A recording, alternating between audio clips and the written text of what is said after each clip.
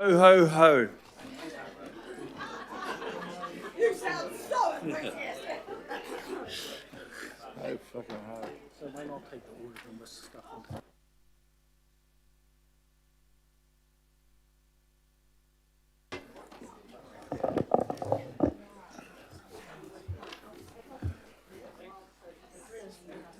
All right, this is our last governing body meeting of 2025, so thank you for everyone for coming along. Some of you in quite jovial Christmas areas and some of them in the not quite so.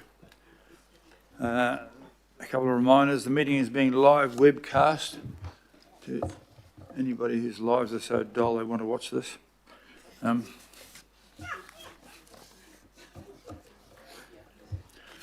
For everyone be present in the meeting, ensure your phone is turned off or at least on silent. Sandra, who's online? Anybody? Yes, we have Councillor Winiata online today. He's on his way. He'll be here shortly. And we have an absence from Councillor Williamson, who's watching tennis in Dubai. Lucky him. Okay, do I have to move those? Attendances, apologies. Moved by me and seconded by Councillor Newman, who unfortunately looked up. All those in favour, please say aye. Carried. Te whakapuaki i te whae panga. It didn't go around very well. No direct declarations. I thought I'd use some of these things that have been in there for years and years and years that no one understands or even uses, but still, there you go. There are no declarations. We do, on the other hand, have minutes from November, open and confidential, December, open and confidential. Philipina. Tēnā koe here, mana, tēnā koutou katoa to everyone. Look, I just wanted to put my vote against H in the confidential item that we passed. And because it's confidential, it is in the minutes when I checked results. So I just want my vote recorded against H. Kia ora. Sandra will do that. Your Worship, Thank you. I'm the same as Councillor Philippina, please. What was H?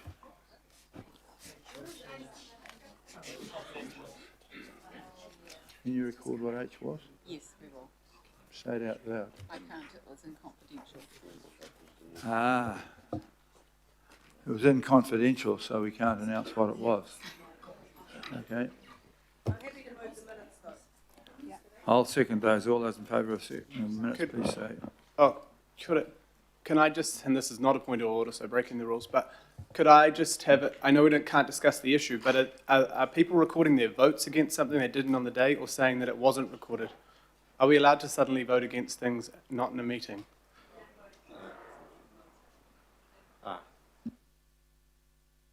That's what I'm clarifying.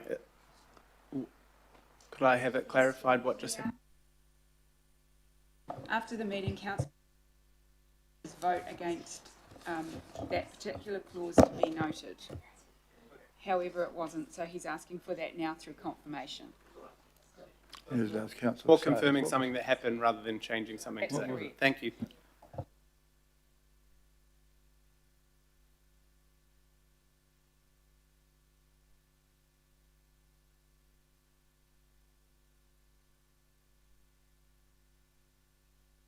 Can you put Subject to that, we have now carried that those minutes were accepted. No items not on the agenda. Public input. there was none? There is none, apparently. Reports, status of action reports, that's item 8. Yep, you need to do this one. What? Local board input. We've asked for local board input, sorry, public input, I heard that. There was a request from Devonport Takapuna Local Board. Trustees said no, but if she showed up, I'd let her speak. Are any of you people there trustees? No, on that basis we have no local board input. Status of action decisions is on item 8 there, which you've all got.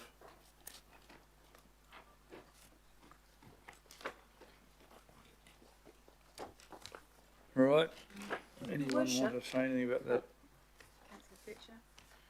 Sorry, I wasn't sure whether it was appropriate or not now, but I wonder whether you would like to acknowledge those that lost their lives in Sydney a couple of days ago.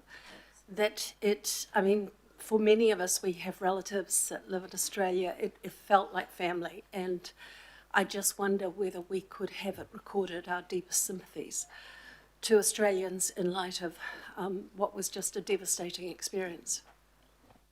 I suppose that's a fair thing to do. It's been quite an issue in my family. My daughter lives as close to the shooting as that far corner of the thing, and we watched it live quarter of an hour before any of the press got on there, because my son-in-law open cammed it to us, and my grandchildren have seen people shot dead, which is something I haven't. And so I think it is appropriate that we probably have a moment's silence, I suppose, for this. It's a shocking thing, and it was very close to home in that regard, and in my family. Okay, thank you.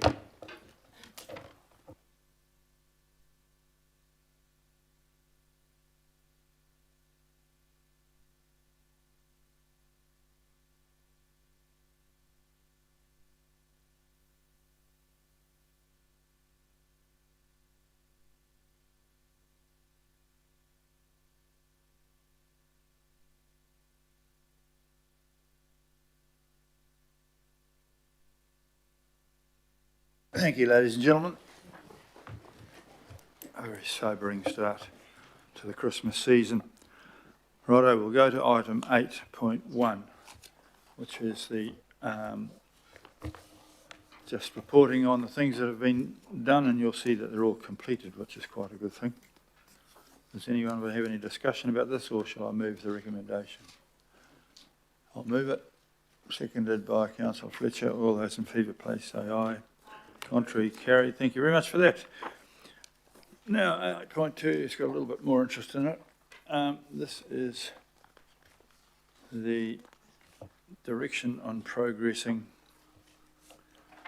the local board reorganisation for the 2028 elections. This came from a resolution last term to progress work and a recommendation from the Local Government Commission last term. But since we started this work, and I welcome the co-auteur of this stuff, Warwick, to the stage, who's been here since before half the council were born, and it's his last day.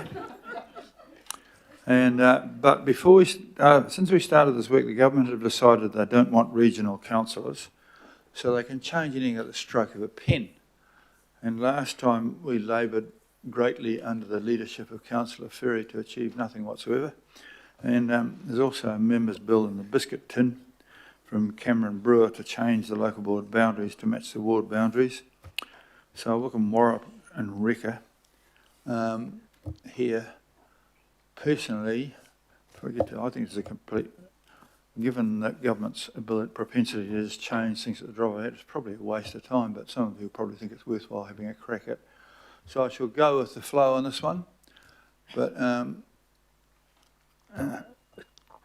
then round the view, council, I know there are views from eradicating local boards completely to reducing their numbers, to staying as it is, to actually increasing them. So, believe it or not. So there you are. But I'm at the eradicating end of these. But there you go. Warwick, lead off in your last. Eh? Ready? Go. You should have it. No, let Warwick speak first, Rekka. Come on, the poor old bugger, he's been here for years. Oh, just very briefly, Mr Mayor and councillors, and thanks for your acknowledgement.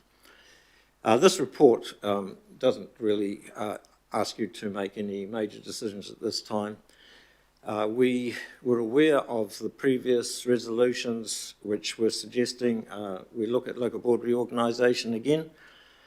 We contacted the Local Government Commission staff to ask them, well, what time frame would we be looking at? they said that if you want to exercise the option whereby we request them to undertake an investigation, they would need to receive that request by March, the end of March. We thought about the process for doing that, and we decided that it was probably not a good idea to go straight out to local boards first and get their feedback so that we could report it to you. We thought we should come to you first to get your mandate to start that process. So I was just asking for your directive to start a process whereby we report to you in March.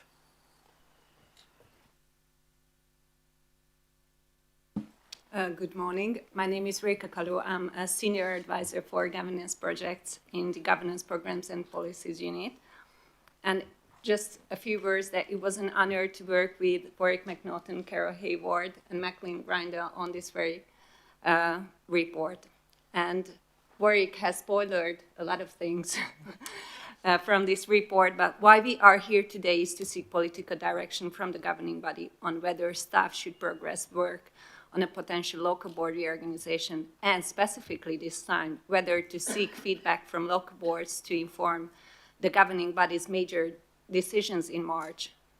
If the governing body agrees today to progress this work and seek local board feedback, the decisions to be made in March 2026 would be, first, whether to undertake a local board reorganization, and second, if so, which statutory pathway would be the preferred one. Why we are considering this now is that the Local Government Commission, in its 2025 determination, recommended that Auckland Council complete a local board reorganization, citing uneven and rapid population growth as the main driver. Besides that recommendation, the governing body passed a resolution to undertake a public consultation on a full local board reorganization proposal to implement for the 2028 local elections. There are different pathways that the local board reorganization to undertake. One is a council-led process where the council develops, adapts a reorganization proposal, then consults and seek approvals under the Local Government Act 2002. And this is what we did last time. Another pathway is for the council to request the Local Government Commission to conduct an investigation that could lead to a reorganization. Staff have discussed timing with the commission staff, who have advised that if the governing body wished to pursue an AGC-led investigation, then a formal request needs to be submitted by the end of March next year. That's why we are here today, because before initiating reporting and engagement work of that scale, staff considered appropriate to first seek a clear political mandate from the governing body. The purpose of this report, therefore, is to seek that mandate, to enable staff to prepare a more substantial report informed by local board feedback for the governing body's March meeting. If in March the governing body were to decide to request the Commission to undertake an investigation, the Council would need to clearly convey to the Commission the matters, the issues and the problems or the opportunities that it wants to investigate. Staff would like to be clear that there is no statutory requirement to undertake a local board reorganization. However, Auckland, as the largest and most diverse city in New Zealand, has experienced rapid population growth over the past 15 years. That means 300,000 residents that significantly changed the communities that local boards serve. So over the same period, the local board structure has remained largely unchanged, even as the roles, the expectations, and responsibilities have continued to evolve. So a local board reorganization is the statutory mechanism available to consider whether Auckland's governance arrangements can better reflect these changes and continue to support good local government. Thank you very much. Okay, questions? I've got one. If we don't do this, have you got anything useful to do?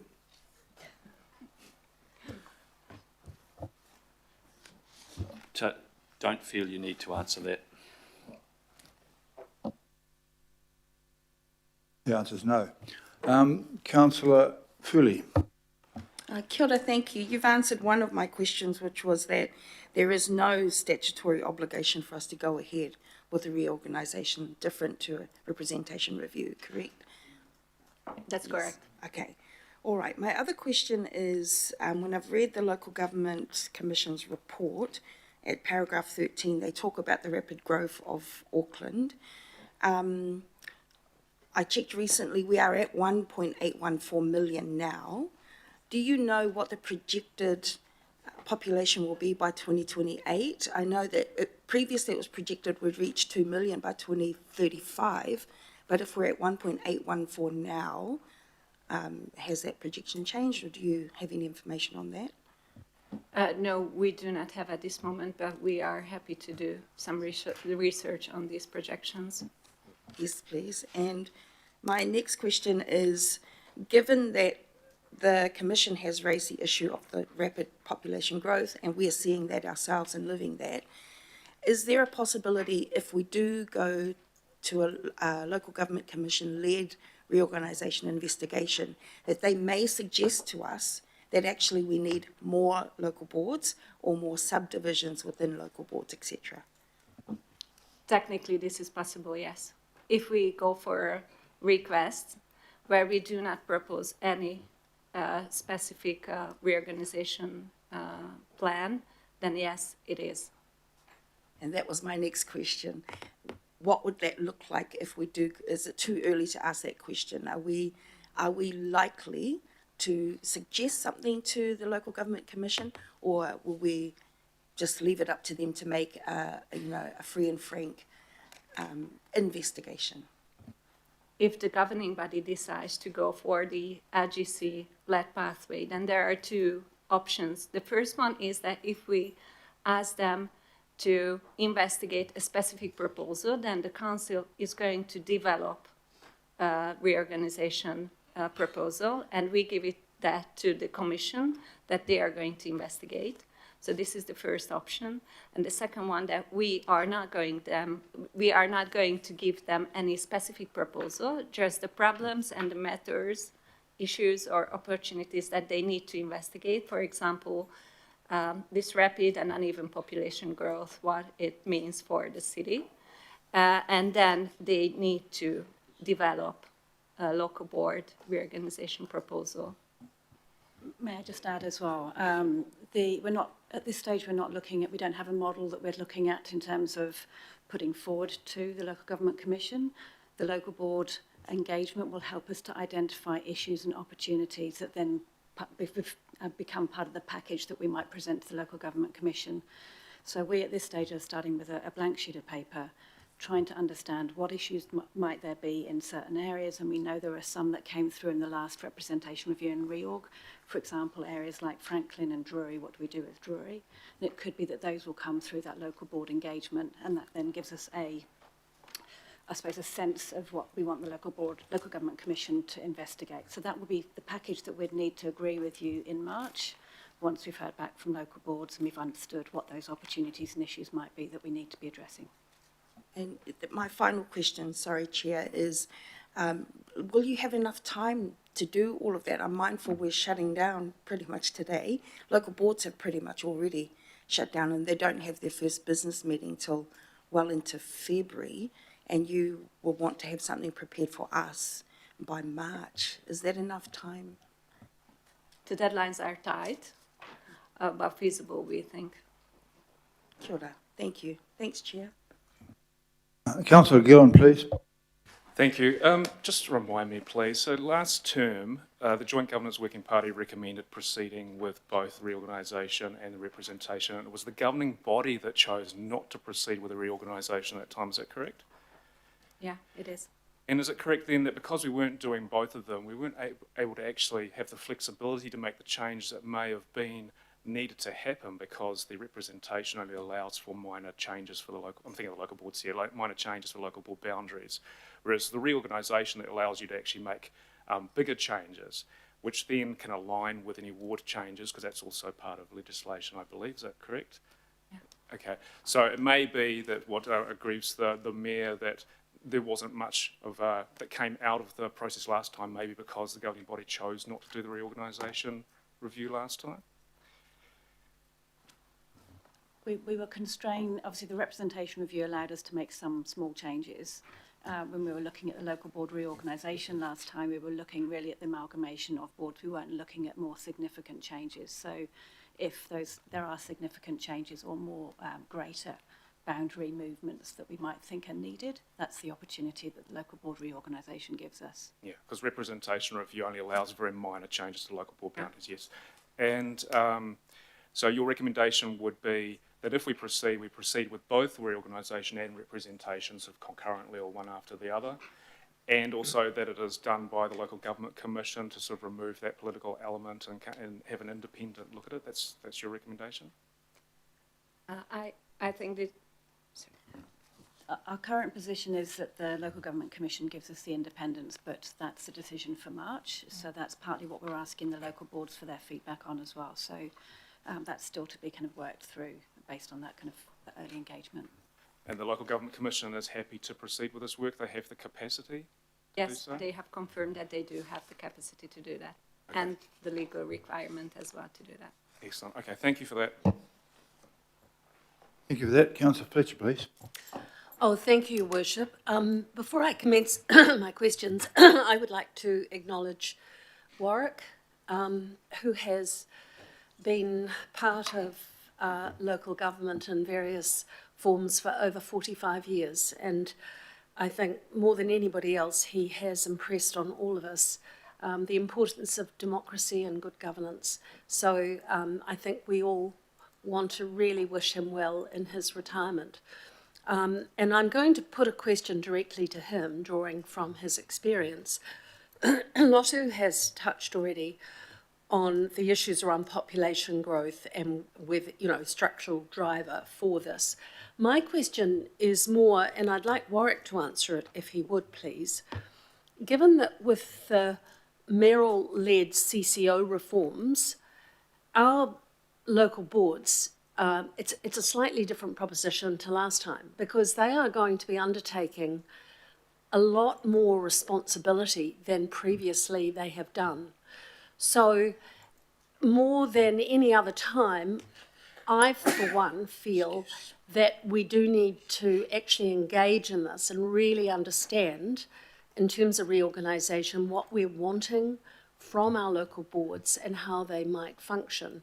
I wonder if you'd like to comment on that in light of the fact that CCO reforms will place a much greater burden, if you like, or responsibility in terms of their operational functionality. So would you comment, Warwick, please?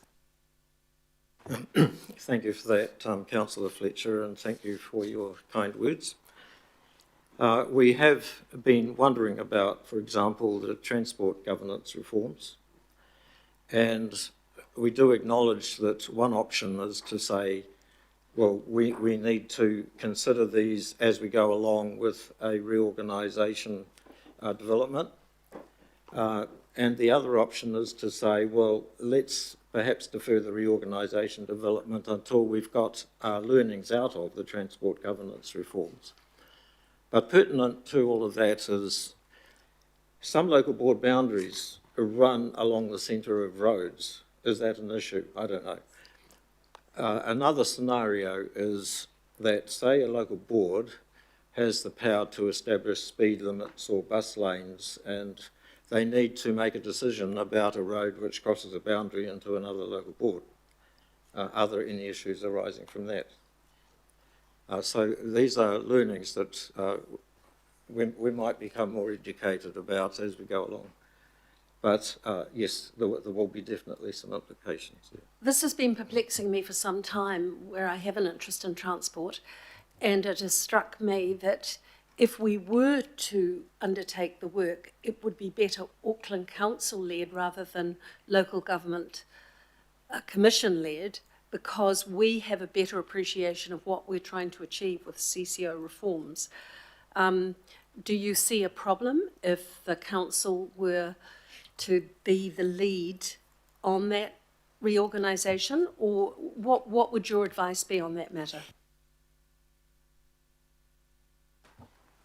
It is, I think what we found in the previous term was that it's difficult for current elected members to make decisions about their local boards and about their areas that they've already got a stake in. And there's an argument that perhaps an independent body ought to make those decisions. And I guess that's why we're bringing it to you anyway. It's your decision as to which is the best path to go down. But certainly I think our learnings last term was that it's very difficult for current members to make those decisions. Is that because in practice, while we are regional councillors, we're elected from wards? Are you suggesting that that perhaps slightly skews one's thinking? At the end of the day, every member has to do what they think is best in terms of their own communities.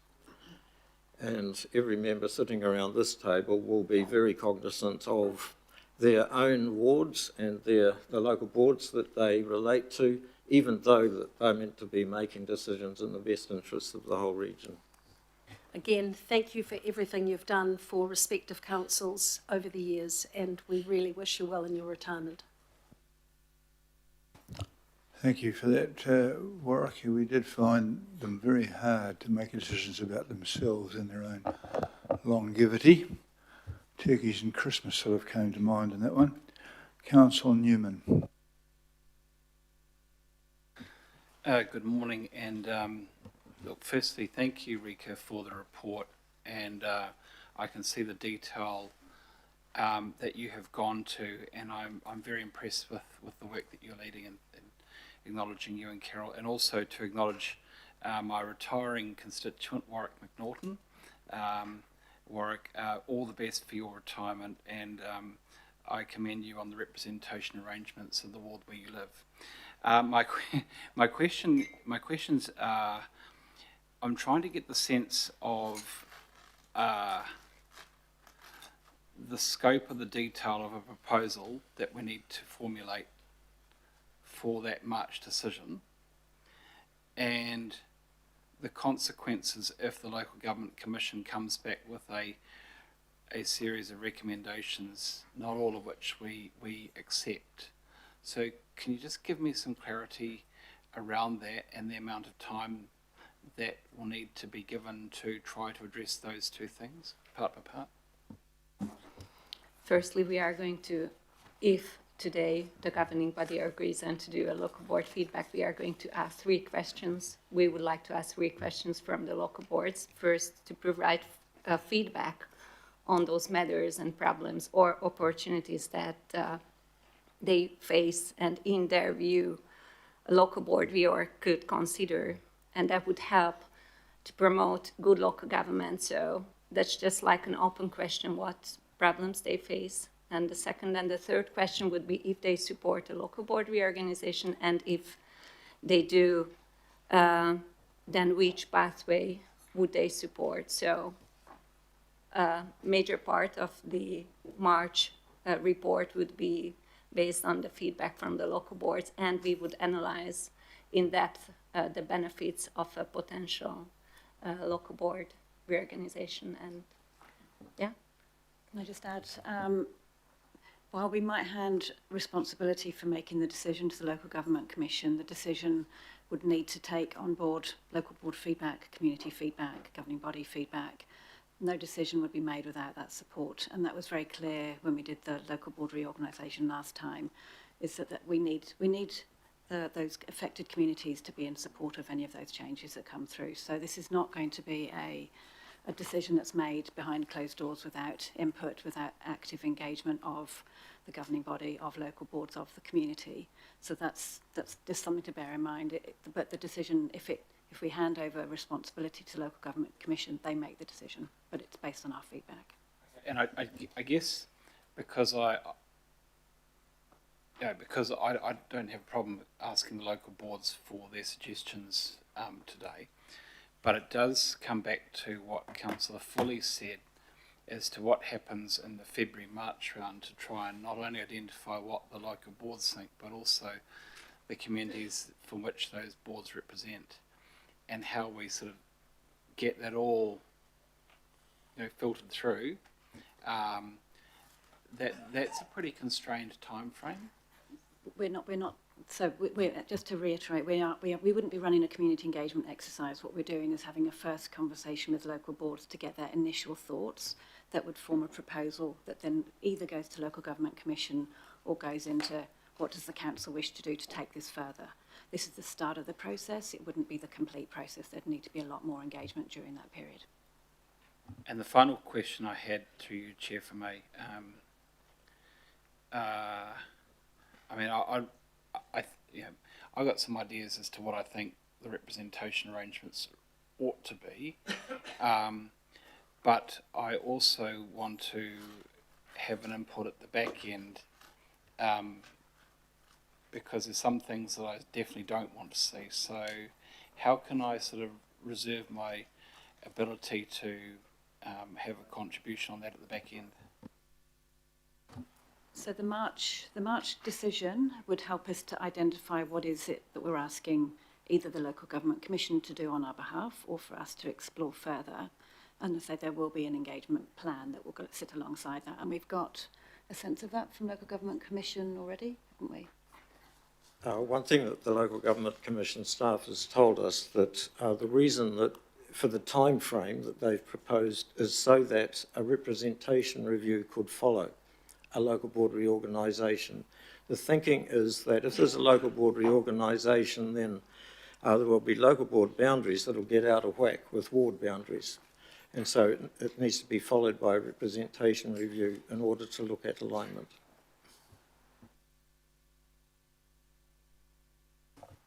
Deputy Mayor Simpson, please. Oh, thank you. And again, thanks, Warwick. You've got a lot of knowledge you're taking walking away with, so thank you for your years of service. Look, what are the actual criteria? Is it a complete clean slate that they've got, or are we able to guide what will happen to any degree? There are several factors and objectives that the Local Government Commission or local board reorganization must consider. So there are benefits and likelihood of achieving, so like democratic decision-making on behalf of communities, if it's delivering the purpose of local government, efficiencies and cost savings, local boards having sufficient resources, effective response to community needs, better alignment with communities of interest, and other considerations like financial impacts, disruption, opportunity costs, risks and consequences. So there are a lot of factors and requirements that need to be met by legislation. Thank you. And it's possible that we'll end up with more. We could end up with more local boards than we've got, isn't it? There's no same or less. Again, this comes down to the problem definition that we give to the Local Government Commission. So if we go to the Local Government Commission and say, ideally, we don't wish to have any more local boards, or we're open to that, that would really be part of that conversation in March. So back to your first comment around whether we start with this clean sheet of paper, we aren't looking at absolutely, starting from scratch. I think we'd be asking for them. It could be that we decide these local boards feel that there's an opportunity in this area. We want Local Government Commission to just target that area, or we might say, here are the number of issues that have been raised from all of the local boards. We want you to look at these particular things. So it really comes back to that problem definition. So the conversation with local boards will lead into that and help us to shape what that might be. And my final question is, it's not just numbers, therefore, and locations. Are they looking at responsibilities and the split between governing body and local boards of what we do, or is just basically numbers and numbers and locations? Basically the structure, yeah. Councillor Watson, please. With the Local Government Commission-led option 2, it says there's possible reorganisation options, so plural. So if we go ahead with this, we're in a position to put out a couple of options then? It doesn't just have to be one that we prefer? With the Local Government Commission-led processes, there are two processes. So one process is that the council makes a proposal and asks the Local Government Commission to investigate it.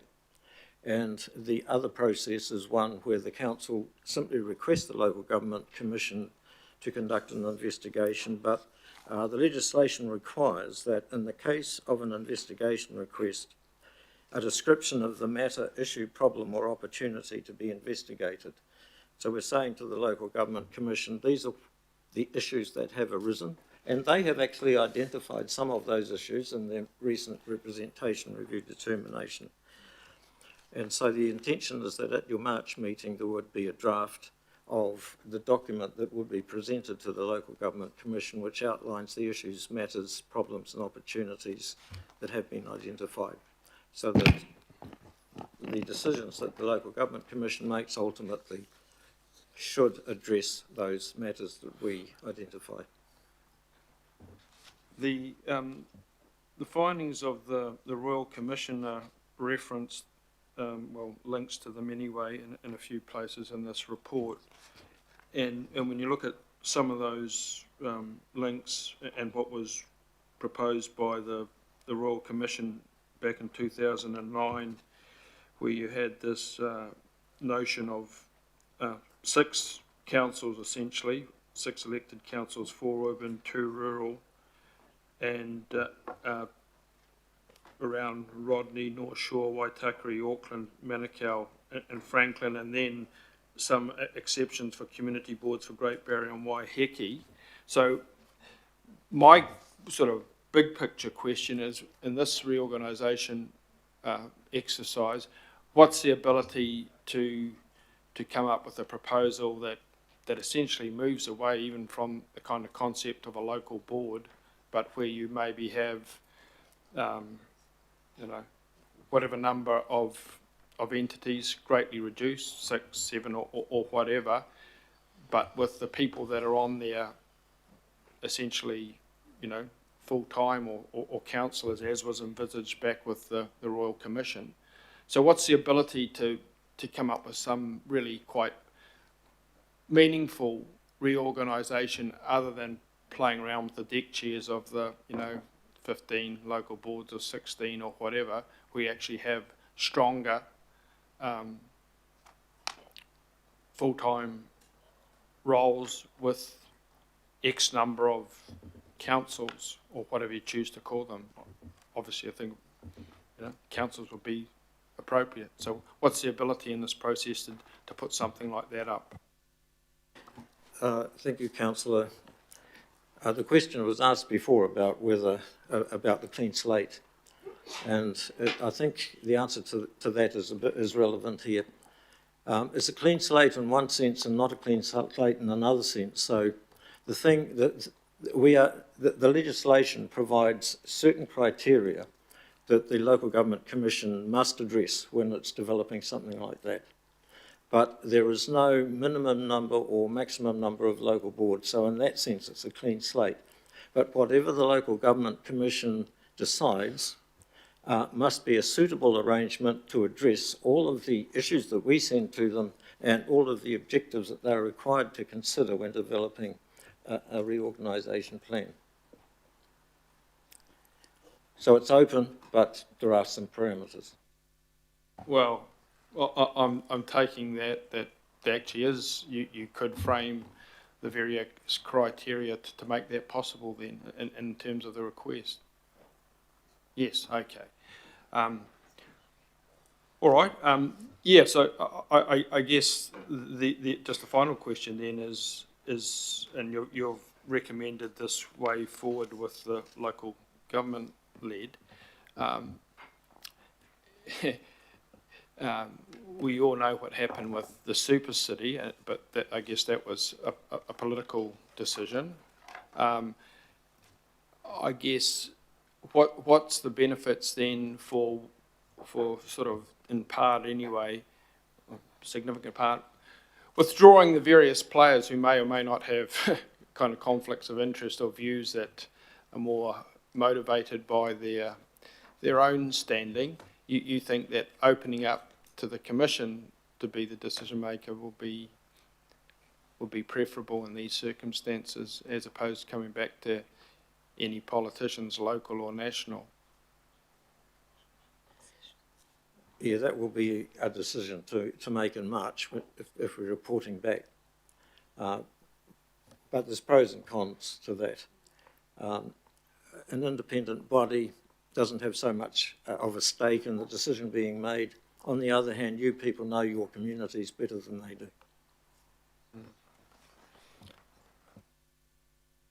Questions? Oh, sorry, Your Worship.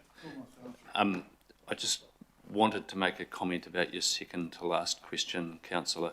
There is and it was referenced earlier, there's a work stream through the transport reform work that clearly goes to the decision allocation between governing body and local boards. There's no doubt there'll be a material change in the workload for local boards coming out of that, and that will lead to some consideration of the basis on which the Remuneration Authority sets REM, and whether we see them as, you know, slightly bigger part-time jobs or what have you. We'll be coming back to you in the new year to discuss that, because it starts with your decision around the allocation of responsibilities between regional and local. Councillor Foley, want another crack? Just one more question. If we do go down this path, I mean, I know this might be premature, but if we do go down this path, will the Local Government Commission's recommendations be binding on us? Yes. Kia ora, thank you. Thank you. Okay, I've got a question. I'm quite surprised that the paper doesn't mention the fact that the government have just wiped out regional councils. And so that it seems to me that there is a fourth option. It says here the only way is to go through the local government, blah, blah, blah. But I mean, the government can just make a decision about local boards. More, less, none, just like that. So there's a fourth way, perhaps right in the middle of a discussion over a possible city deal. I mean, we could talk to the local government and say, this is what we want.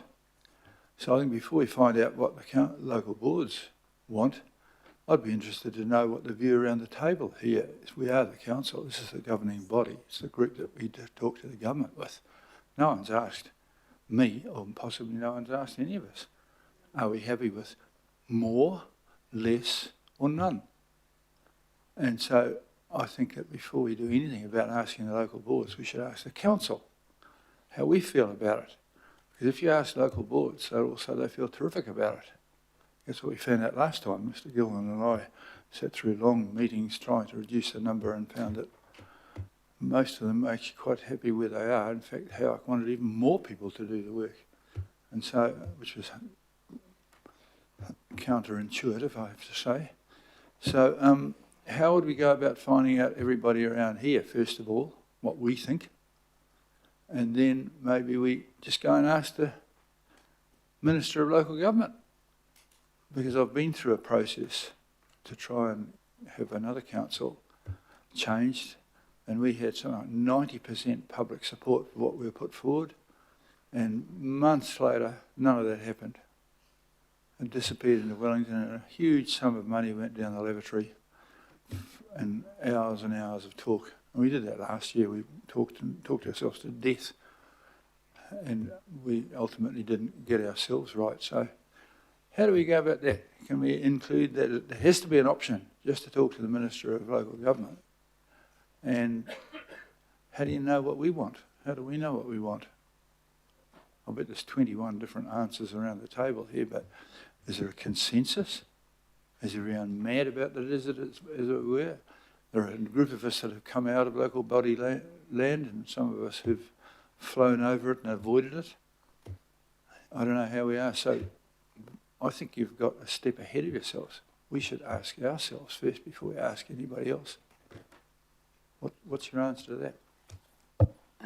Your Worship, the March report will obviously be asking for governing body perspective on local board and whether or not we need to do a reorganisation. So this report today is really just to help us to get the local board feedback to help inform your decision in March.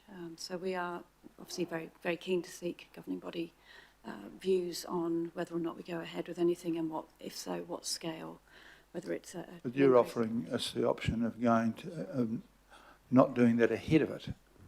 And I'm thinking that we should ask ourselves first.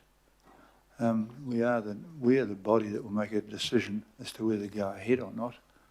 And I'm sure there's a range here. I have to say that my thing is I wouldn't waste an ounce of time on this. If I was going to do anything about it and we had a good strong view, I'd just go and see the Minister. Because it's better, cheaper, faster. Councillor Fletcher. Oh, thank you, Worship. I think you are anticipating what I was actually hoping to have put up by way of an amendment at the appropriate time, because I feel that local boards don't yet know in detail what is going to be required out of the transport reform, hence the questions that I posed. And I feel that the brief that we set ourselves for what we expect needs to be determined. It can't be done today, but there needs to be a body of work that's undertaken to be very clear about where the respective local board and governing body partnership might work going into the future with the Merrill-led CCO proposals. Are we That's a still good asking point. questions, or are we in debate, Chair? Are we in debate now, Chair, making comments, or are we still in questions? We're not quite there because basically these are Councillor questions Fully, that mine we've- was a question, and it was sort of being asked in a reverse rather way, but I would appreciate if the staff could, and Warwick, drawing on his experience, could comment on that. Yeah, me too. Is it worthwhile? Is an option just talking to the Minister? It seems to work really well with regional councils. Why wouldn't that be in here? An attempt at a response. One response is to say that as the staff, we're reporting to you the processes that are open to us under the legislation. In terms of going direct to a minister, as I understand the process, it involves cabinet papers, then a draft bill, and then it goes to a select committee and so on, and then it's ultimately enacted into legislation. I know of no other situation where the number of local government entities is actually hardwired into legislation. Parliament usually leaves it up to a process and does not set the actual number of entities, but it might be possible.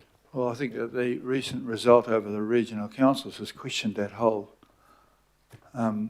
thinking process. That didn't go through those processes, it just arrived, and there was very little input from the people who were affected by it. So it definitely is a fourth option, even if it's a bit messy. So we shouldn't ignore that. We should know about it, even if it's new. Even in New Zealand, a new thing can happen now and again. Councillor Fully has a new question. Oh, no, sorry, Chair, I was just saying that I'd second it. I'd second the recommendation. Mr Mayor, I'll be moving that. Moved and seconded by Gillen and Fully. I see you're forming a team. Great. Councillor Filipina has a round up for your attention there, Warwick. So don't put your boy. Ata mari he mana ngā mihi ki a koe, thank you. Warwick, standing orders is something that I've learnt when I first got into council, straight into a councillor's role. And you were responsible for me learning the standing orders. And there's a few people here don't like the fact that I use the standing orders, but it's your fault that I do. Warwick, I personally want to acknowledge you. I asked the governance manager if I could get the permission from the chair. That's in the standing orders, so then while you're sitting there, instead of me looking at you behind me. So I've asked that and that was given. Warwick, I have a lot of respect for you. I wish you well. I also, with your lovely wife Joanna, your children, For those that don't know around this table, 2003 I ended up becoming a councillor, and during not only that, there were Warwick, I sought so much advice from you, and you have my utmost respect. You are a humble person, very professional, as we've just seen, but more, first and foremost, your family man. For those that around the table don't know, but his son, Kyle, documented a journey of his and his son, your grandson, and being initiated into one of the tribes in Papua New Guinea. His wife is from Papua New Guinea. So the other one, I think, and with Lotu, is he directed the legend of Baron To'oa, and Kyle was there. So look, Warwick, I had the pleasure in telling everybody that I knew his father. They didn't care, but I did. So look, Warwick, I just wanted to humbly say thank you so much for all your work over the years. And Christine mentioned the history that you have, but look, just from my perspective, thank you so much. I will be seeing Sir Barry Curtis in the next week in a bit. We try and catch up every sort of couple of weeks, so I'll let you know when we go and see him, and it'll be great if you could come along with myself and also with Mike and the others. So just thank you so much, Warwick. Kia ora.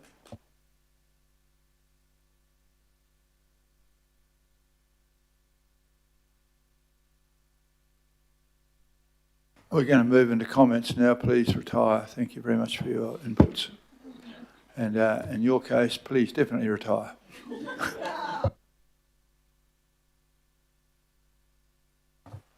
Councillor Lee. Thank you, Mr. Mayor.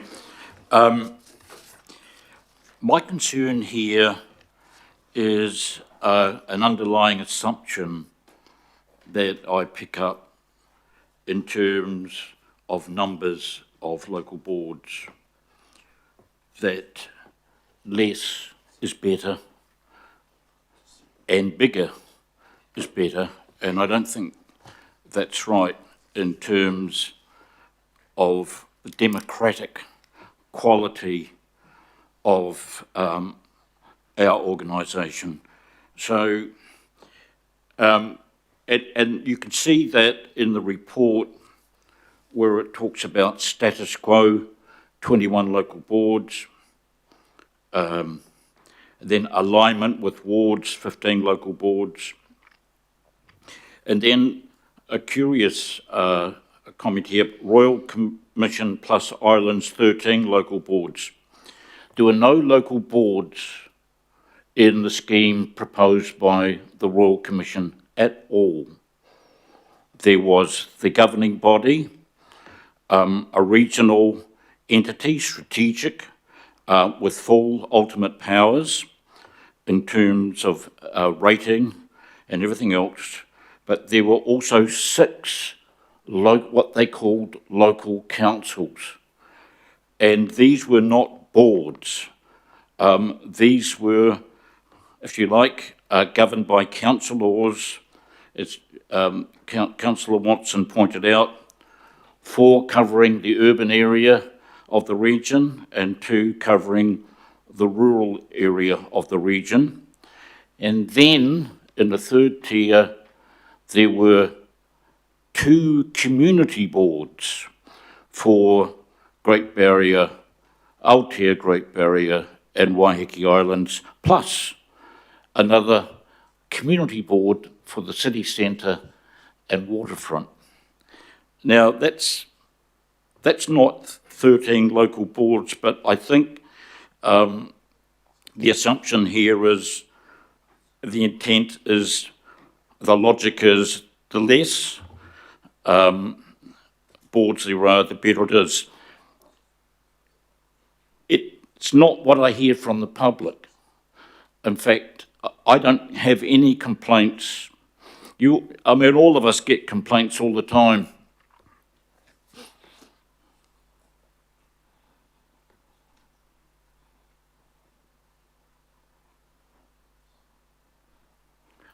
I'm actually trying to address you, Mr Mayor. Thank you. I'm very interested in your analysis of the Royal Commission and wonder why we didn't just stick with them. And so we're focusing here on the local boards, but I think Councillor Watson talked about, is it deck chairs on the Titanic? Of course, the Titanic would have to be the Auckland Council, really, but the deck chairs are the local boards. Now, rearranging them, I don't think it's going to be that helpful or that democratic. Given what I was saying, I don't get any complaints about the number of local boards. I get an enormous amount of complaints about what AT is doing, what the council is doing, and so on. And we know that we have a problem with our relationship with our ratepayers, the people who pay for us, the people who we represent, because only 29.3% of eligible voters bothered to vote in the recent elections. And I do think we need to reflect on that. If we're going to talk about the Royal Commission, it would be interesting to see how far we can go within the bounds of the Auckland Council Local Government Amendment Act 2009, which I think wouldn't be that much at all in changing things, except the number of local boards. However, it would be also interesting to get a considered briefing of what the Royal Commission wanted, and then to take that into account, not a superficial, if you like, interpretation of the Royal Commission talking about 13 local boards. It never ever talked about 13 local boards. The Royal Commission's approach was radically different in terms of organisation. And so, and I have to say, with the passing of time, looks better every time I review it. But the thing is, let's have a good look at what the Royal Commission wanted. And in terms of the Local Government Commission or the Auckland Council, I would have to say, if we're going to get any organisation to review the local boards, it really should be the Local Government Commission, because the Local Government Commission, if you recall, had a look at our recent representation review and overturned a key part of it in line with what the public wanted. And I think that was a very wise decision. So let's get all the facts, let's have workshops on this and think it through. And if we can take this opportunity to actually improve the whole Auckland Council, not just change local boards or think about it, come up with some ideas, and then we can take these ideas, as you're saying, Mr Mayor, to the Minister of Local Government. And I would say that in the coming year, the Minister of Local Government will be interested in any good ideas that may be popular with the public. So thank you very much. Well said, Councillor. Councillor Patterson-Hamlin, please. Kia ora, and I'll acknowledge Warwick as well and just say that my mind is slightly spinning at the moment because Kyle McNaughton is married to my first cousin, Kerry, and so it is my blood relation that went through that initiation thing. So we're cousins, and congratulations. And also the Legion of Barontoa starred faux local board deputy chairperson Fasitoa Mosa, so I'll just acknowledge that too. My point on what this is about is that I think it's tempting to think of local boards a bit like electorates, but and so therefore can sort of shift around depending on what population does. But I think in reality they function much more akin to a city council like Dunedin or Palmerston North, to give some kind of size relevant examples. And over the past 15 years, particularly in FO, I think a lot has happened in local boards in terms of identity building. What I've witnessed has led to sort of this previously unknown sense of belonging, and in the case of FO, a connection to the awa that gives it its name that's been really significant, particularly for the younger generation coming through. Auckland's kind of too large and sprawling, I think, to exist without these sub-identities being really important, and I think that has a bearing on on our democracy as well as the well-being of our citizens. But I will acknowledge, of course, that experience is not going to be the case necessarily for all 21 local board areas. And so I don't think it's bad practice to check in with the local boards and check in with the structure from time to time. Absolutely acknowledge as well, CCO reforms boundaries down roads, for example, probably should be looked at.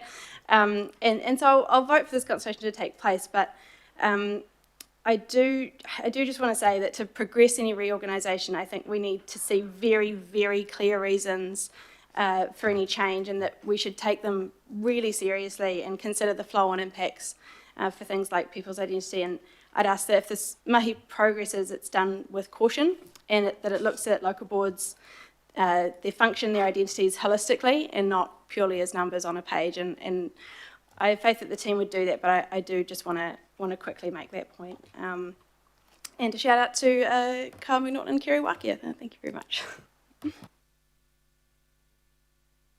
you very much. We'll have Councillor Baker. So mindful of what we're deciding here, I support A and B, and look forward to the conversations we've been having today in March, because I think it's incredibly important as we take a hammer to our CCOs to gain better and more efficient governance, that we look at ourselves as well and the entire governance spectre of council, just to have some credibility in terms of that. So I'll be supporting the recommendations, and just in terms of Warwick, or the Warrickle, as he is known, 45 years in council all up, longer than some of us around this table, not me obviously. I was 15, yeah, Desley. I was 15 when he started in council, so Warwick, thank you, as Alf said, and I just hope like hell you are not judging your success on Alf's knowledge of standing orders. So thank you, mate, and enjoy your retirement. Watson, please. Yeah, it is an important matter, and it is an opportunity, and it's a kind of contradictory opportunity, because as much as criticisms made of the number of local boards and you know how small they are, in most instances the representation per ratepayers is actually lower than it was under the legacy council. So if you go and look at different parts, that there actually in the older council there was more people elected per the various subdivisions than there are under the local board. So the local boards in themselves actually represent quite big areas, you know. So that's one side. The other side is that in terms of the public perception, and indeed I think, you know, without really speaking for too many local board people, but certainly within themselves, they would feel that their role could be greater, could be more significant, and that would help with the public, and the CEO's already alluded to the work that's going on there that's going to in some shape or form bring that about. So we've been doing this gig for 15 years now, which is a long time. That's 5 terms of council, and you know, I think it would be the eternal optimist that would say that the blueprint for the local boards is one that's you know, resonated with the public, or resonated even with the local board people themselves. So this is an opportunity. When I personally look at that Royal Commission recommendation, and you know, without getting into the specifics of it, that would seem to me to be a more appealing way forward in terms of lifting the stature of the local councils, because I don't think local boards would be appropriate terminology, but you know, that's maybe semantics. Lifting the profile of of those local boards / councils, that would resonate more with the communities, and would along with the changes that are occurring, have more meaningful work to employ full-time appointees. Now, whether that I think it'll resonate with the public, and I, from what I've heard anecdotally, not from too many people, it might even appeal to various local board members. It might not, I don't know. But I think it's too good an opportunity to miss, because this super city structure that was imposed, you know, without public consultation, without us having a say, if this is a chance to make it a bit better, then we need to take it, because the line of travel in terms of voter turnout, of recognition, I don't know about you, every election you go out, and it's clear, big swathes of people, they have no idea what ward they're in, what even local board they're in. It just hasn't grabbed. They certainly know where North Shore was, they knew where Rodney was, and they had some sense of that. So we have lost that. I think there's a chance here maybe to get that back, if that's indeed what the public and what people display a support for. So I think it's a good opportunity to support. Councillor Foley, you're in great voice this morning. Kia ora. Thanks, Chair. Yeah, look, I'm not in favour of the reduction of the local boards, but this is something different, I think. And I'm quite interested in the idea of hearing from the Local Government Commission, and I'd be really keen to have a Local Government Commission-led investigation, because like lots of people have said, you know, our city has grown by leaps and bounds, and it has changed in many, many ways. And one of the key purposes, of course, of local government is that reflection of our communities of interest and making sure that representation is correct for all of our communities across the city. We're not just a super city, we're a super diverse city.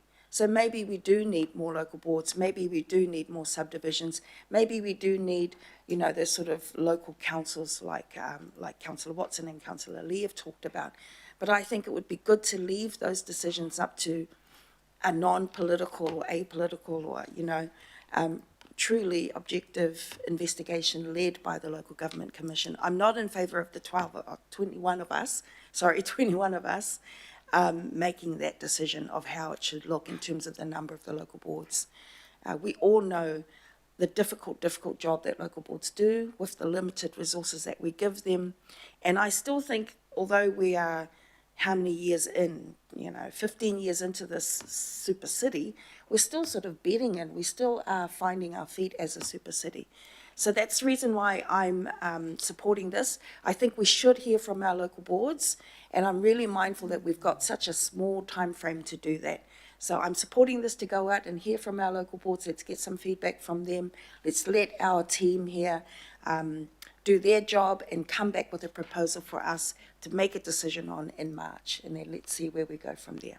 Kia ora. Thanks, Chair. Thank you for that. Councillor Burns, please.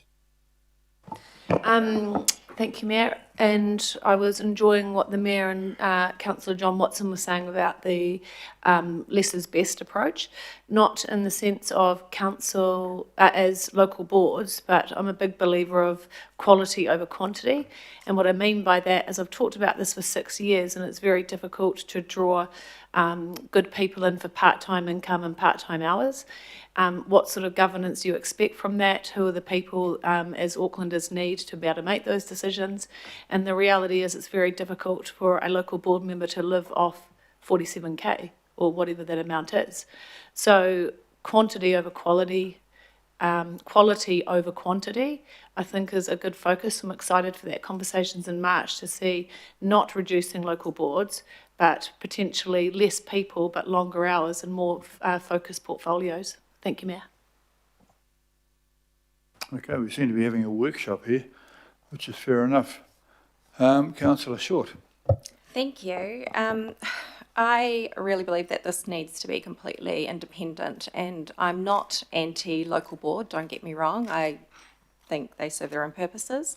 But from my own experiences last term, it was really difficult for members to remove themselves from the decision making when we were giving feedback on this. A lot of the comments that were thrown around were purely self-interest, and they really struggled to kind of think outside the box and the greater good that this could potentially serve. So I might also just agree with my colleague here, John Watson, that a lot of people actually have no idea what local boards do, who they are, and actually, quite frankly, I think a lot of people don't really know what we do. So I think that potentially making the local board numbers smaller, like what's in, well, I don't know if you really said that, but anyway, lifting the profile of members and what we do is exactly what we need to do. And our voter turnout is an example of this. We have poopy numbers, excuse my language, Mayor, but the voter turnout is horrible. And I think we have too many elected members, we have too many people saying something about something or other, and it is really difficult to get direction going the way that it needs to do with so many people having a say in it. And I'm not saying that I'm, what's the word I'm looking for? Anti-democracy. Anyway, both my local boards have already raised their thoughts around this, and I know that this has kind of been signalled to them. One local board is really open for this to be an independently run process, whilst my other chair reckons we should just get rid of governing body altogether. So I was like, either way, I completely also agree with my colleague Beau, quality over quantity. And I hope that local boards can see the good in this and go with an independently led process. Councillor Bartley, please. Thank you. Happy to support this. I agree with having an independent local government commission look at this as opposed to us and elected members. Because, you know, there's been comments made in the public about we've got too many local boards, what do they do? So it will be hard for us not to be personally involved in it. So I'm glad for it to be at arm's length. We are a growing population, and I would support this in the hope that it doesn't mean a reduction in local boards, because we have a lot of meshing going on which doesn't really make sense with our subdivisions. So I'm keen for that to be looked at and picked up. I do agree, people still don't know what local boards do. People know what councillors do because we've got councillor on our name, and we're the ones that get tagged, I would argue, more than local board members on social media when something goes wrong. I would hope that we get some more clarity around the transport reform, around who's responsible for what, because it will be important when it comes to blame in the community. I think it will be also good to look at the super city. Has it actually benefited Auckland or not? Because some parts you see you've just lost their identity, like West Auckland, South or Monaco, and really it was supposed to achieve regional consistency. It probably has, but at the cost of different areas losing their identity. And I also believe this lack of engagement in elections is related to all this confusion about local boards, councillors, and people not seeing the relevance of us. So I hope this goes some way to achieving that. Thank you. They might just be happy with us. Councillor Winiata. Yes, thank you, Mayor. I'd like to echo Councillor Short and Councillor Burns, but it does come with be careful what you wish for. Certainly I'm in favour of more efficiency, and if it's cheaper to run a local board because there is less people who are more efficient, then by all means bring it on. But yeah, I guess a number of us would be very wary of people on our local boards over the years who just turn up and do nothing, don't attend anything, they are whispers in the wind. And that's always a danger regardless of what you try and entice people to get paid. I'm aware that a lot of people, certainly chairs I'm aware of, have treated the chair of the local board role, which should be, well, supposed to be full-time, as a part-time role as well. So how engaged are they in their community? And it goes to show how little respect or awareness the community has, and that's reflected with such a low voter turnout. We certainly during the campaigns and election period, people say, you know, we want our voice to be heard, but when we go through consultation, they're nowhere to be seen, and the numbers are even worse than the election. So trying to get the community engaged is always going to be an effort unless the local boards are actually engaged in the community, which many aren't. So I remember when the Manukau City Council was around, you know, they were all about services. Mowing the berms, everything was done. Didn't really feel like there were any dark, dingy areas to walk through in Manarewa because it was so well lit and clear. And now we're talking about removing services. And, you know, never at any time in the council's history or Auckland's history have we've been getting more through rates and income through assets. So there's a lot of things to unpack around this. If it comes up for question, certainly I'm interested in engaging this and I would support this, but we do need to be aware of the dangers that come with this being an election, those popular people that are very happy to get the role and not do the work. The community deserves more than that. But, we also have to look at, you know, what the outcomes for the communities are. I mentioned in my inauguration speech, my opening address, that we're in the smiles business. I remember Manarewa being it had its challenges, but it was a very happy community because we had all the services, everything was done. It's very backwards to that now. Community groups are struggling. Community houses in danger of closing down just because they're needed for other things, and it's harder to come by a lot of services. So I'm open to any discussion around local boards, but I do implore that if local boards are serious about being taken seriously, then they have to take the job seriously as well. Thank you. Thank you for that, Councillor Newman. I'm just wanting to bring it back to the recommendations, which I'm happy to support, but I would foreshadow that probably what you will get, if you're going to go and seek the local board feedback, what you'll get is the local board feedback that we got last time in a very recent past, which is that things are going great, don't touch us type thing. I think that we got that from every local board, almost every local board. So in getting that feedback, the question's going to be, well, what do you do with that feedback in March? Because it may well be that around this table there's a lot of people who disagree with that feedback, just as quite a few people disagreed with that feedback last time they got it. I'm not sure that I want to see a wholesale change in the local board space. Certainly if there are some local boards that want to volunteer an amalgamation, I'm actually quite happy if there are boards that want to do that. There are some clearly vexed challenges because of population movements. There do need to be some boundary changes. What I'm interested in March, and it will be, I'm quite interested in what the local boards do tell us, although I suspect I know what they're going to say, but when that feedback does come back, it will be I'm not sure I'm a clean slate person for the local government commission, or whether I want to set the context for the things that I'm looking for from it, because I'm just not sure how far this reform can go if we don't have significant support from, and remembering the local boards are our joint governance partners here. People can come to the governing body, people do go to the local boards too, and I do think that, you know, I don't want to be discursive to the local boards. This process has to be respectful of them and all members of it.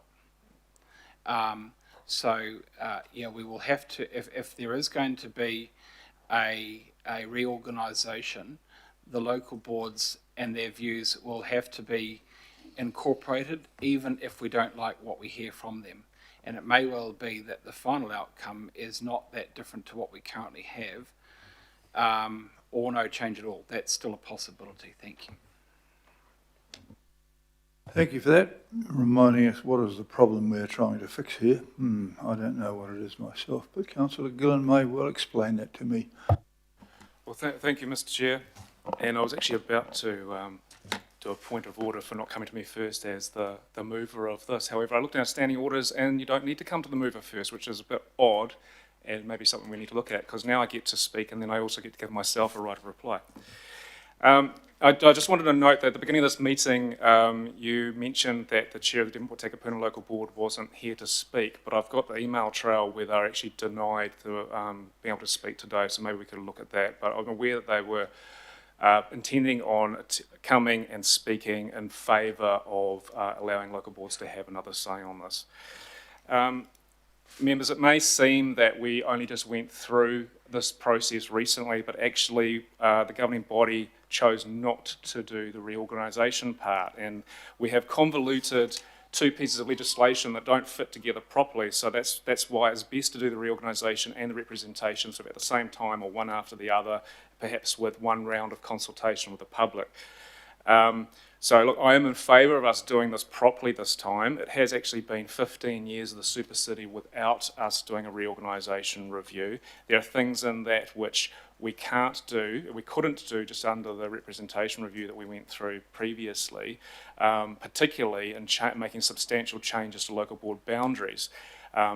We have issues with some ward boundaries, particularly on the North Shore between North Shore Ward and Albany Ward, because the Albany Ward is growing so fast that we are now in breach of the plus or minus 10% population rule. That needs to change, and as part of the determination of the local governing commission that we actually do need to address that. The problem is if we had addressed it on its own as part of the representation review, the boundary would have been out of whack with the local board boundaries. We actually need to do the reorganisation as well to get the local board boundaries right and then have the wards right as well and make sure they match wherever possible. So, so I'm in favour of us doing both of these. The Local Government Commission has also pointed out that the governing body was happy to make a number of, accept a number of non-compliances across the region, including in subdivisions. So these are things we actually need to look at as well. We are in breach of the rules, and although we can accept those breaches, we can't just keep accepting those breaches and keep pushing this out and pushing this out. We actually need to address this properly. And the best way to do that is to get the Local Government Commission to have a look at it independently across the board, look at absolutely everything. So I'm in favour of what the officers were mentioning about a clean slate and having a proper, good, thorough look at all of this. And I'll just read out something from the determination that throughout this determination we've observed that the continued scale of development and population growth in Auckland is likely to impact on the shape and scale of communities of interest and to the extent to which electoral areas comply with the plus or minus 10% rule. And then they go on to advise things that we need to be looking at. And so this isn't about whether we want less local boards, not about whether we want more local boards or less or more councillors and that, but we do need to, after 15 years of the Super City, need to have another look at what we have and whether it's working properly and is actually compliant with the law. I note the Mayor mentioned earlier on that we could go straight to the Minister and ask for some changes, and look, if he wants us to bring back North Shore City, then that's fine, and Richard and I could battle it out for the Mayor of North Shore City. That's one option. Or if he applies what he's done to the other regional councils, then that would actually be to remove the governing body, and perhaps we have a panel of local board chairs come together and we have 21 local board chairs sitting around the table making these decisions. That's another way that it could go. So I am, perhaps we should talk to the Minister, perhaps not, but I think that we do need to be going ahead with these reviews. And the first step, of course, is to hear from the local boards. They may or may not want to do this, but they might also point out some areas of concern that we actually do need to be addressing. And it doesn't have to be a full review that we go through. It could just be that we target certain areas. But either way, let's hear from the local boards and see what they have to say. And I don't need to write a reply. Thank you, Mr. Chair. Councillor Turner, the right of clarification. No, I just wanted to say, Mr. Mayor, I've been listening and I thought we'd done all this last term.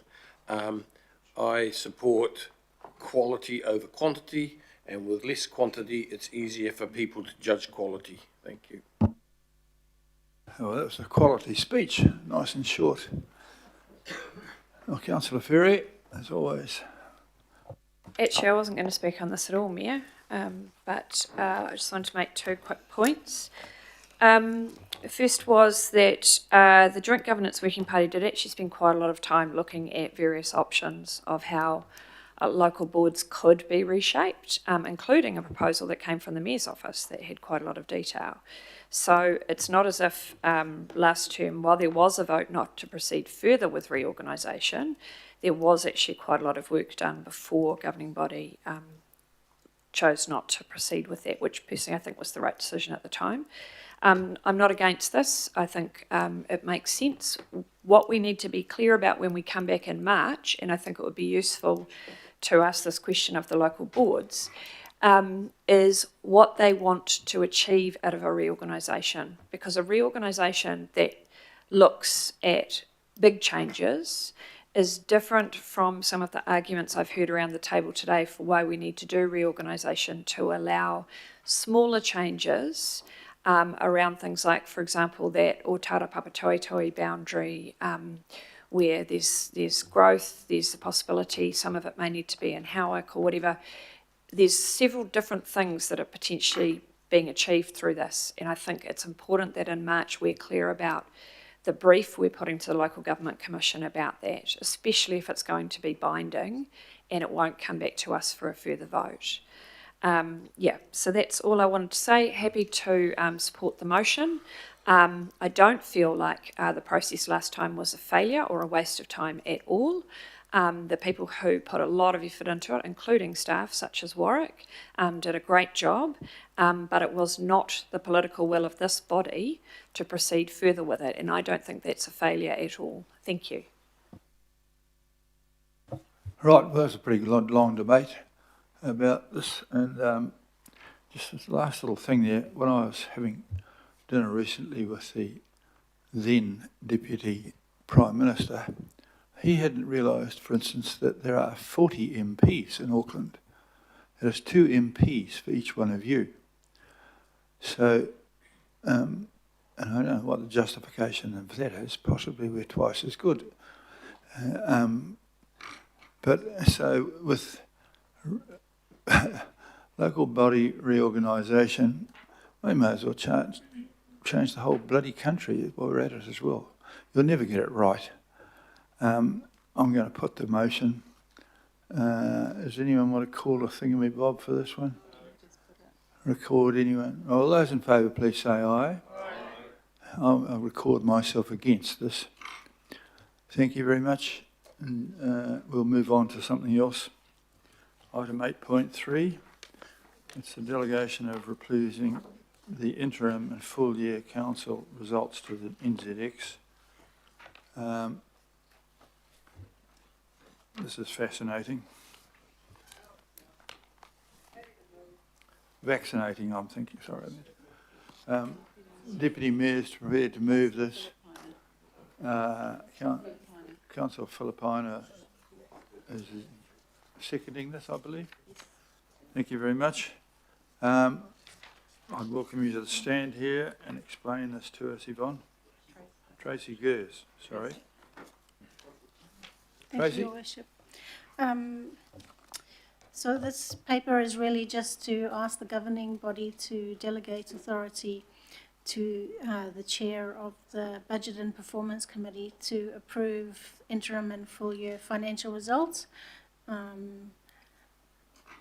take the paper as read and welcome any questions. Thank you. In essence, this is giving that role to Greg as head of the Budget and Performance Committee, so that the mayor and I can't do this because I've got to actually sign the bloody things. It seems to be a sensible recommended process from the staff. Is that correct? Any further questions, or this can be dealt with? Thank you for that. Seems to be a very clear paper and not enormously controversial. Any further debate about this? I'm quite happy that this works well. So I'll put the motion. All those in favour, please say aye. Aye. To the contrary, carried. And you've got a little bit more work to do there, Gregory. Item 8.4, which is the referred from the Regulatory and Safety Committee. Paul is here. This requires a little bit of explanation that this is not actually about less rubbish bins. This is something different. So if you're onto the rubbish bins thing, please hold your horses for the meeting, extraordinary meeting to take place after we finish this, if we finish this. I'm happy to move. I have some opening notes as well. It's a page long. I'd love to read it all. I'm happy to second it, and I'm happy to have you start off. Off you, Councillor Bartley, please. Okay. So this is required by legislation to periodically review our waste bylaw to ensure it is still needed and fit for purpose. The committee has completed the review of the bylaw and recommends that we adopt a proposal to improve our current rules for public consultation. And we also are appointing or recommending to the bylaw panel Councillor John Gillen as the chair and Councillor Matt Winiata and one Haukura IMSB member. The public consultation will take place 20 January to 22 February. And I will leave it there because we have amazing officers who are more than capable of answering questions. Thank you. Would you like to address us a little bit at this? Through the chair, I need to confirm that the bylaw doesn't touch on the frequency of collection, like the fortnightly collection debate that you'll be having separately to this. This bylaws are more around the technical mechanics, around what people can put in their bins and when to put out their bins for collection. Thank you. Do I have any people who wish to question this team? No, thank you. I think you can retire from this as having immensely, brilliantly fooled everybody. Thank you very much for this. Is there any debate about this? I think I'd like to thank Councillor Bartley for her inputs into this, by the way. Thank you. In which case, I'm going to put the motion.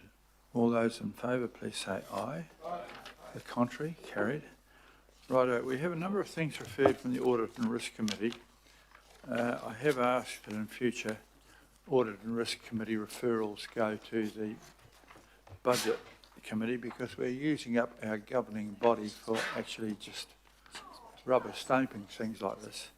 And so those of you who are fascinated by this, Yeah, go Audit and suggest Risk. you pay attention at the future Budget Committee. Nevertheless,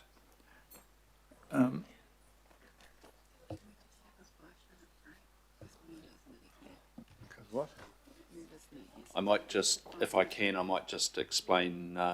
So there has been a discussion about these audit and risk reports.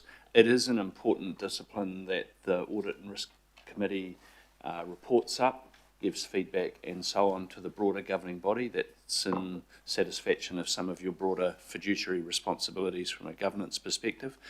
But it is probably more appropriate going forward, and we've had a discussion with Councillor Sayers, that some of them go to the budget and performance one, and that the discussion here is less about, if you like, the process and more about the few genuinely strategic risks that the organisation is facing and will cause, through a different type of reporting, that discussion to happen here. So that's the thinking at the moment, and we'll talk to you a little bit more in the new year about how that might operate. Fairly fresh, so perhaps we'll just leave that there for today and talk to you in the new year about a slightly different approach to some of these things. Yeah, you can blame me for that. I felt that we are not using the major governing body for enough really important strategic stuff, and just rubber stamping is not what I think we should do. But I do want, when the Regulatory Safety Committee, or the Audit and Risk Committee, come up with something rather which is out of the ordinary, it should definitely come here. But we haven't had any fascinating frauds to discuss yet. So, are we doing it? Moved? Oh, Victoria. Well, yeah, I'll move it, but is anyone speaking to it? I'd also like to acknowledge my chairman is here, Paul, for the Audit and Risk Committee.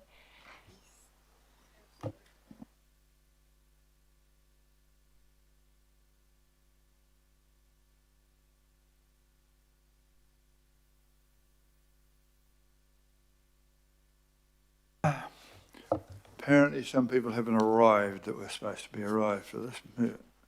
Merla is not here. Okay, on that cases, we'll leap forward.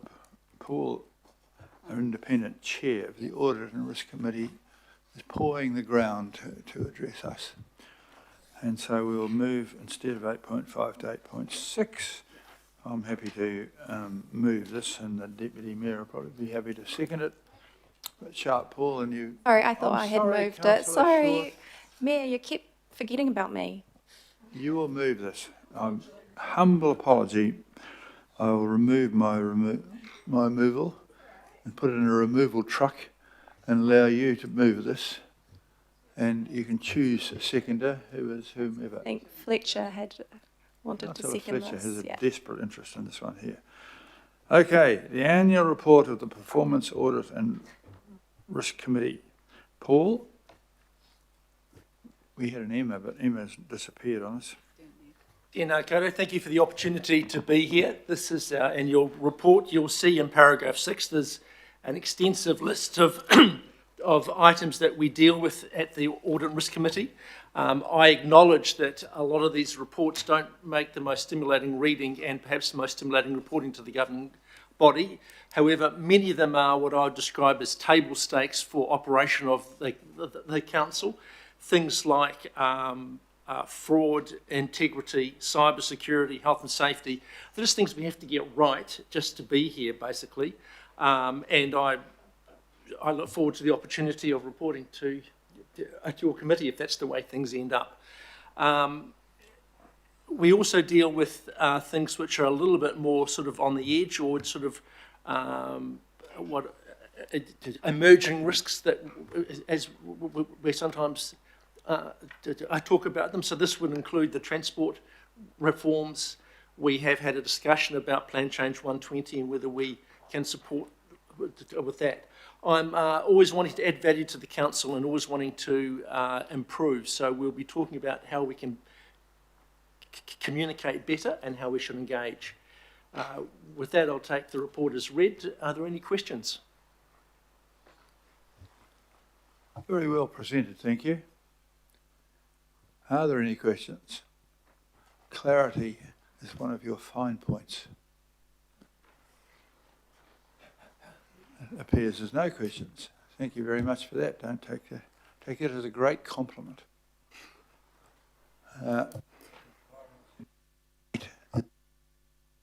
Councillor Short would like to clarify issues. Believe it or not, I actually find the Audit and Risk Committee the most exciting out of all the committees, besides Value for Money. That's close number 2. When you find a fraud, you'll find it suddenly unbelievably exciting. But yeah, I know. I'm looking for boring. one. Looking for one now. But no, thank you, Paul, for your work, and also to the lead officers and everyone involved, and to my colleagues, Christine Fletcher and Lotu as well, for being part of this committee. But yes, I am very excited. I'm also excited about the health and safety work that's going on behind the scenes, and the 3-year plan to make everything a bit more consistent within Auckland Council and the group there. So I'm really, really excited with that work. So thank you again, and believe it or not, it is the best committee out there. Challenge me, I dare you. Not me.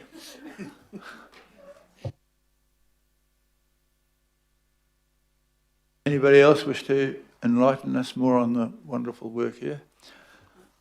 Right, in that case, I'll put the motion. All those in favour, please say aye. To the contrary, carried. Thank you very much. And, Merla, come here and make us safe and feeling well. We've actually moved this, if I recall. Sorry? We've moved this one. We did. Who by? Oh no, we didn't move it. You need to get him over and bring Righto, please present the health, safety and well-being update. Morena, everyone. For this update, I'll just give you a brief outline, otherwise I'll take the report as read.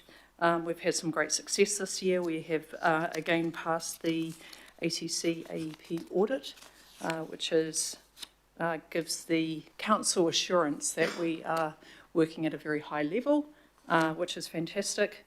We have gone live with a new contractor safety management framework on the 1st of December, which is also fantastic news for consistency across how we manage our contractors across council. And we also have finished off a very successful project Taihoa, which was a focus on looking at our violent and aggressive behaviour across council, especially concentrating on our frontline kaimahi. So that's an overview and the highlights of the report. Any questions?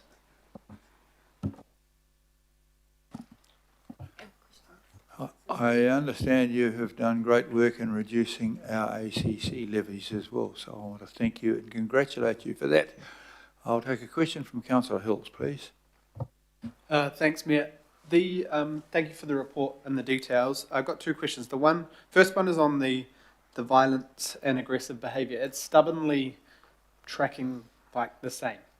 And I know this is not something necessarily we control totally because it's individuals, but are there further things we're looking at into the new year?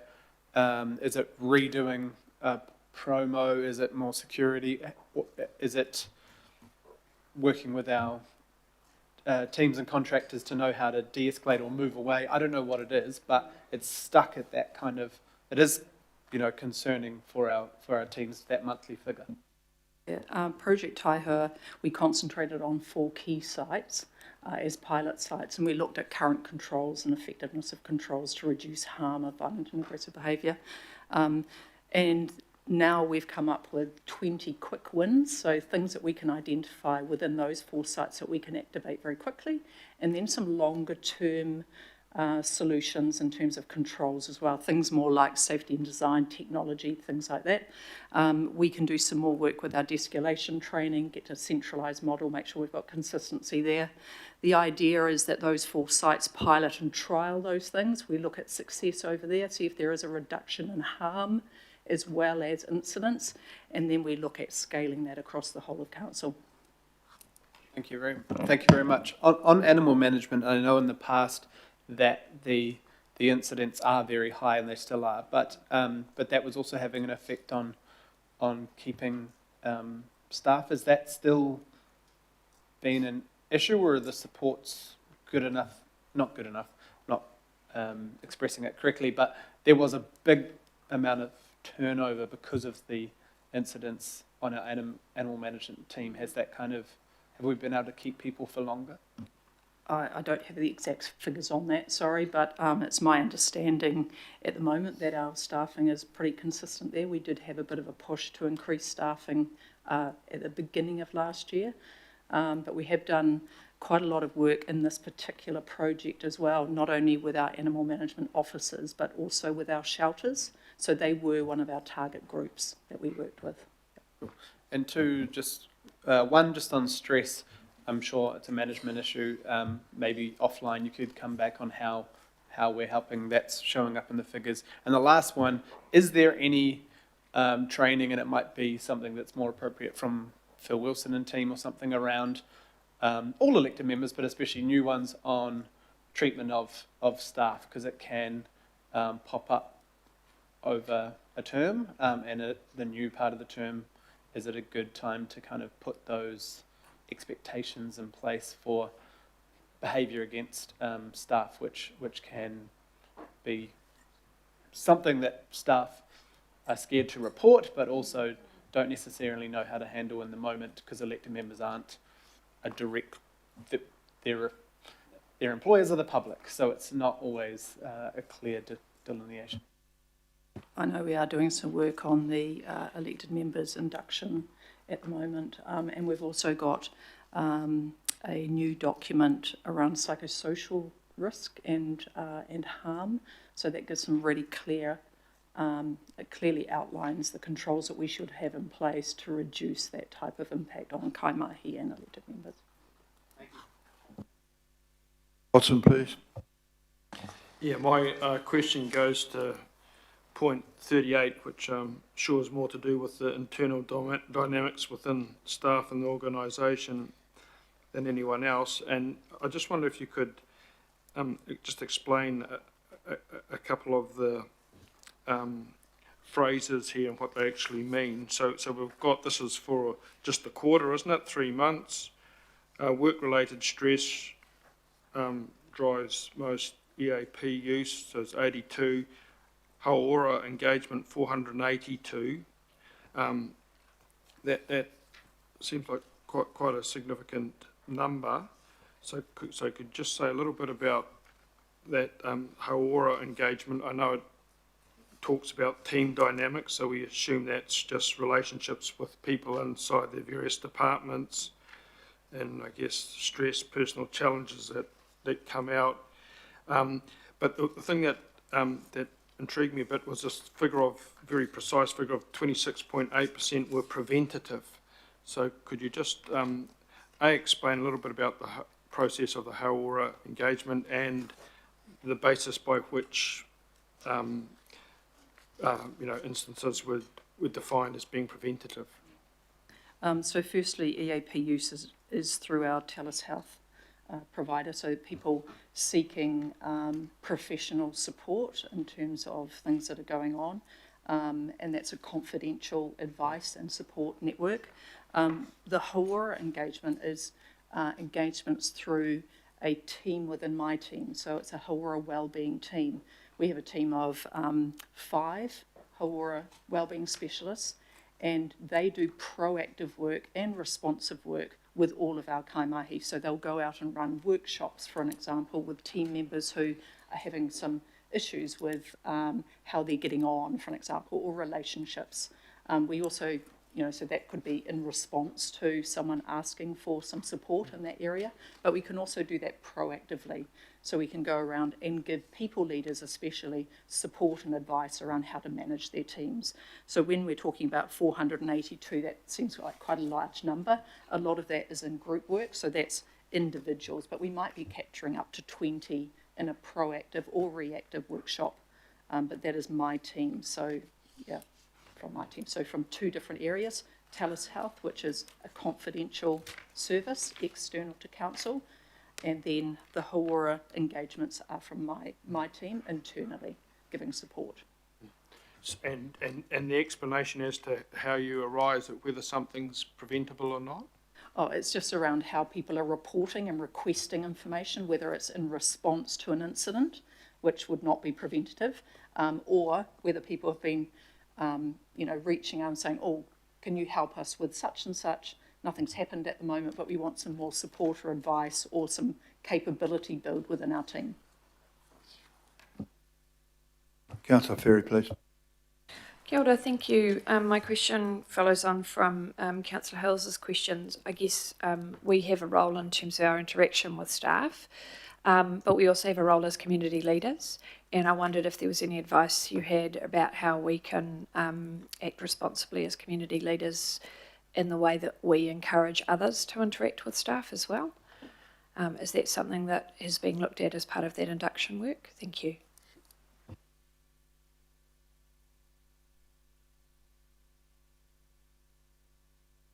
Yeah, thank you, Councillor Ferry. Look, I think that all of us in leadership roles have a responsibility to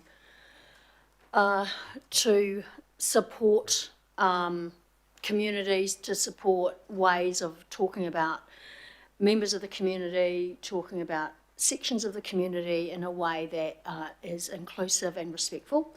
And we've seen an extreme example in Australia recently, and so I think it's beholden on all of us to think about how we language things. So I won't say any more than that, but I think we all know it's up to all of us. Yeah.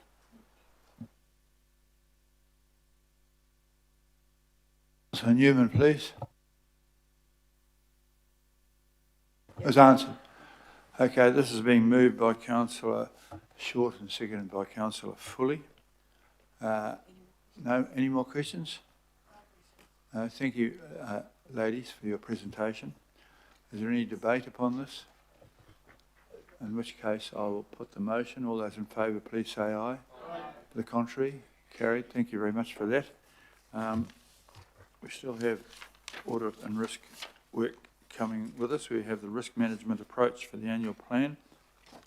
Who's going to give us this, Ross?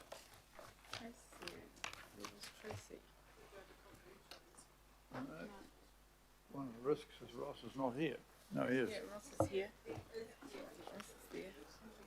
Well, Ross is coming. Councillor Sayers, will you move this? Councillor Sayers, happy to move this? Seconded by Councillor Short. Okay. I'll just be very brief. It's an item that went to the Audit and Risk Committee around the risks around the annual budget, the annual plan for next year. There's a number of financial risks that have been well covered at the Budget Committee and through other briefings. There was no process risk, so it's really everything as expected. Annual plan was, the decisions for consultation were agreed yesterday. There's no significant issues to report.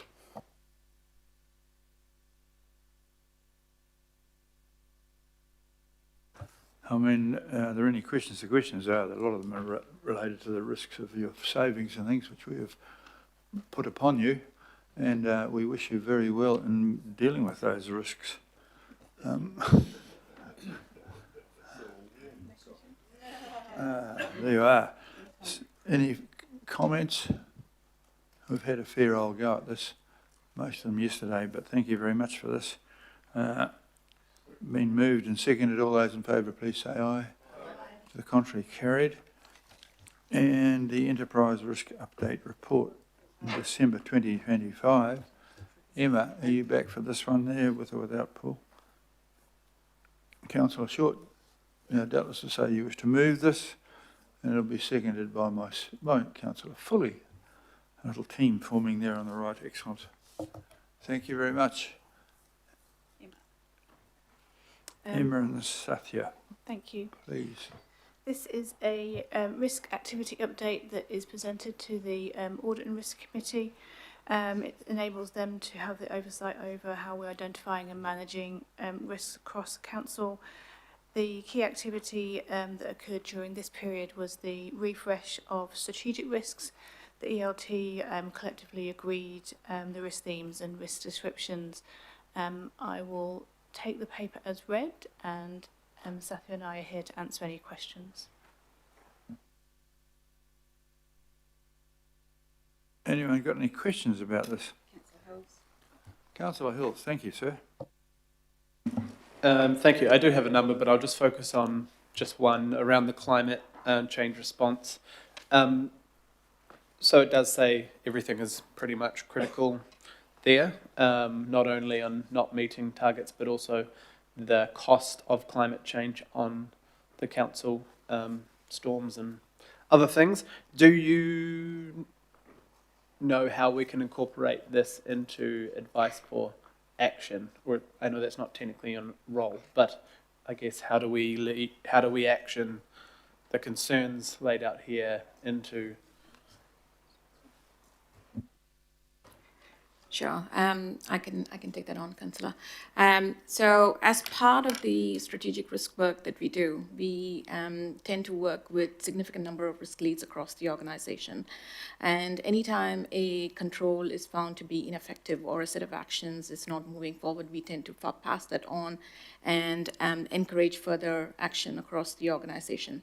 We also encourage teams as far as possible to pass on any reporting that they are sending on to committees and governing body for us to have a look into and also connect to strategic risks. These are all processes that we do at the back end to encourage further thinking. But there is consistent awareness about the fact that the climate change response risk has remained critical despite the controls that we have on it currently.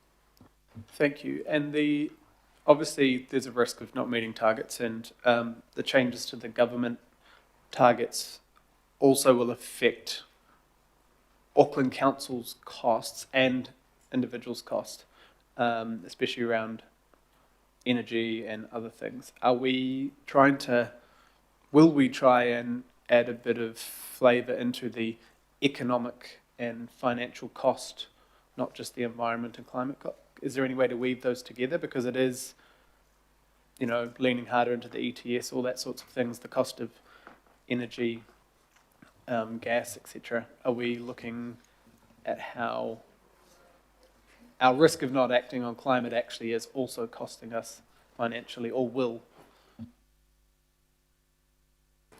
I'll try and respond to that again. So in terms of the cost related to climate change, the risk team works quite significantly in coordination with both the Chief Sustainability Office department as well as the Finance department. There is currently a process by which we are looking at aggregating the risk environment and reporting that and rolling that into more of the reporting that we do across committees and to the governing body. So that is a process that you will see evolving over the next year. Thank you. I've got no further questions. In that case, is there a discussion? In that case, I'll put the motion. All those in favour, please say aye. Aye. Contrary, carried. Thank you for your work. Hey? I'll be back for confidential. Now, apparently we've got a confidential one, so don't go too far. But just at the moment, the next item is a summary of information memorandum circulated to the governing body. This includes a rather stupid letter from the Ministry of Local Government about rate caps, but we've got a chance to have a say about that.